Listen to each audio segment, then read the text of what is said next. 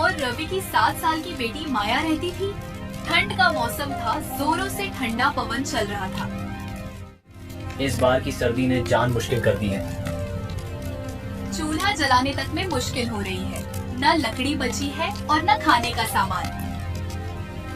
पापा, मुझे स्कूल नहीं जाना, वहाँ बहुत ठंड लगती है। बेटा, पढ़ाई बंद कर दी तो ठंड से तो बच जाओगी, पर जिंदगी की मुश्किलों से नहीं। रवि अपना पुराना फटा कोट माया को पहनाता है। खुद ठंड में काम करते हो और अपनी इकलौती गर्म चीज इसे दे दी।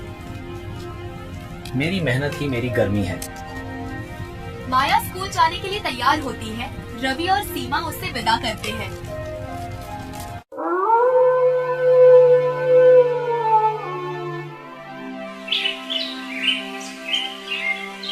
रवि सुबह सुबह निकल पड़ता है अपने खेतों की ओर।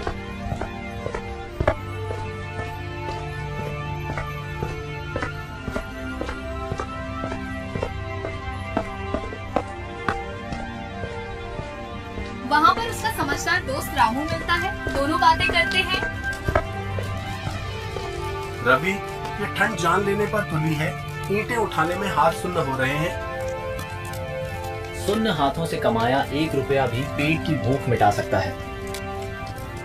साइड पर एक मजदूर ठंड की वजह से बेहोश हो जाता है। सभी उसे घेर लेते हैं।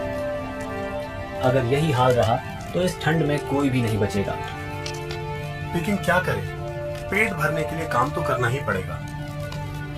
काम खत्म कर रवि घर लौटता है। उसके हाथ पांव कांप रहे हैं, पर चेहरे पर हिम्मत।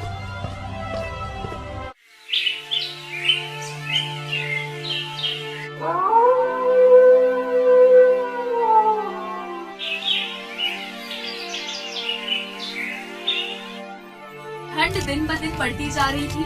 सारे गांव के लोग गांव के चौक पर मिलते हैं और इस बार की ठंड ने गांव वालों की हालत खराब कर दी है।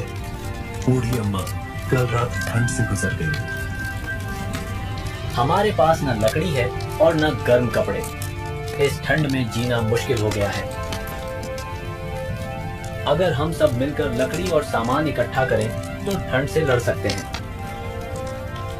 गांव वाले सहमति में सिर हिलाते हैं। सरपंच सभी को अलग अलग काम सौंपता है। रवि और रामू जंगल से लकड़ियां लाने का जिम्मा लेते हैं। याद रखो, साथ मिलकर हम इस मुश्किल को पार कर सकते हैं।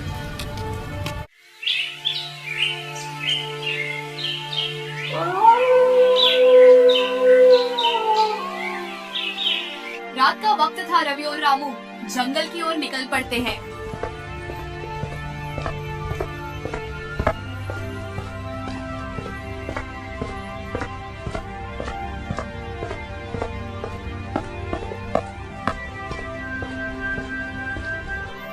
रवि, जंगल में और अंदर जाना खतरनाक है।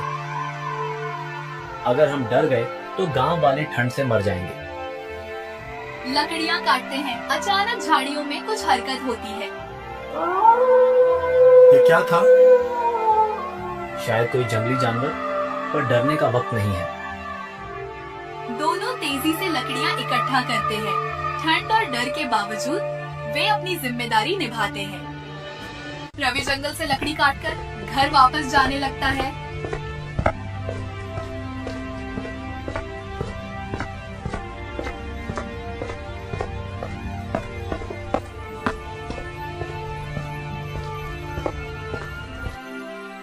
रवि, माया की तबीयत खराब हो रही है। इसे तुरंत डॉक्टर के पास ले जाना होगा। पर पैसे कहाँ से लाऊं? रवि अपनी बची हुई जमा पूंजी निकालता है। माया को कुछ नहीं होगा, मैं अभी दवा लेकर आता हूँ। रवि ठंड और कोहरे की परवाह किए बिना बाजार की ओर भागता है।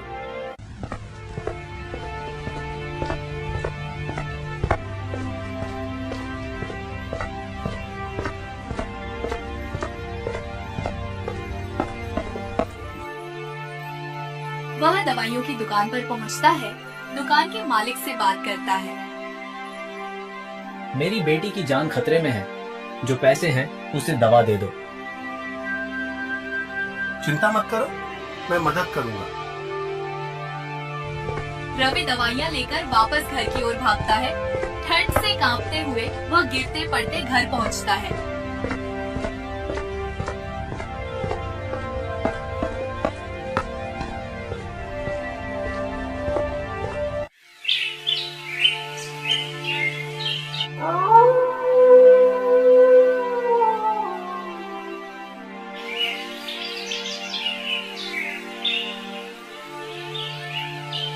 माया अब ठीक हो रही है।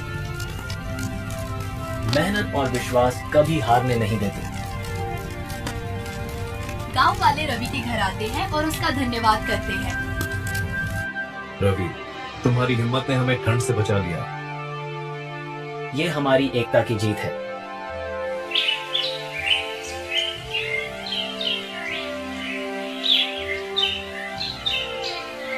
हर मुश्किल में एकता और हिम्मत ही सबसे बड़ी ताकत है।